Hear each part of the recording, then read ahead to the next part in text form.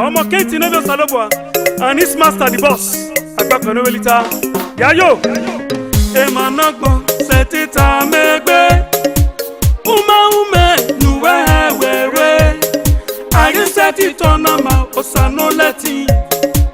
Ruda yogi oduwa o. Gyoduwa meme osano bwa. Gyoduwa meme baba o. Gyoduwa meme osano bwa. Gyoduwa meme baba o. Gyoduwa meme osano bwa. Gyoduwa meme o baba.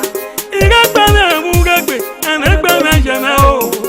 Iregbeme mugegbe ukwegbeme jeme o. Iregbeme mugegbe onyegbeme seme o. Wesebegbeme o baba numa jimese. Papa no rike baba Gyoduwa meme o. Gyoduwa meme o baba nuregume suse. Yeniwe atiene baba ruda woyime o. Gyoduwa meme o baba nuregi ogbeme. Meyuwa yina osane nuregi ekwemume o. Gyoduwa meme o baba nuregume rioya. Wosame ruoma eni na manoma o. Damu erume o eni yabe mame. Gyoduwa meme osano bwa. Gyoduwa meme baba o. Gyoduwa meme osano bwa. Gyoduwa meme baba o. Gyoduwa meme o nigeri akmo domi wa me.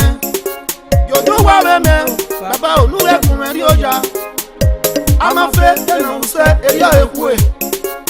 Meno ekwe baba o eya oja o. Gyoduwa meme nigeri akmo domuge. Gyoduwa meme nigeri no so amari agbon. Osano pina de mila na meruru. Baba la Gyoduwa meme. Osano sereno bia neve ungama. Timia o baba o Gyoduwa meme.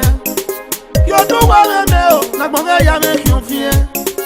Gyoduwa meme baba o nuwe kumeri oja o. Gyoduwa meme osano bwa. Gyoduwa meme baba o. Gyoduwa meme osano bwa.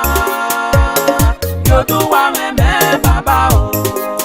Aluwe mo refe use opologbe.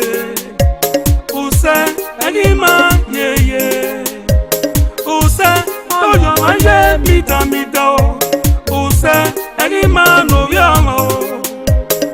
Ewu warefe o agbon yeresi o tan nemefe ki o e mata no. Eyi baba Gyoduwa meme o. Gyoduwa meme o baba ni agba gonse o. Gyoduwa meme baba ni game o gogo. Gyoduwa meme o imenye ti agawe o. Gyoduwa meme nusembe ke na gyogi ame. Udo sega yo me wune ti agoya gogama o. Gyoduwa meme osano bwa. Gyoduwa meme baba o. Gyoduwa meme osano bwa. Gyoduwa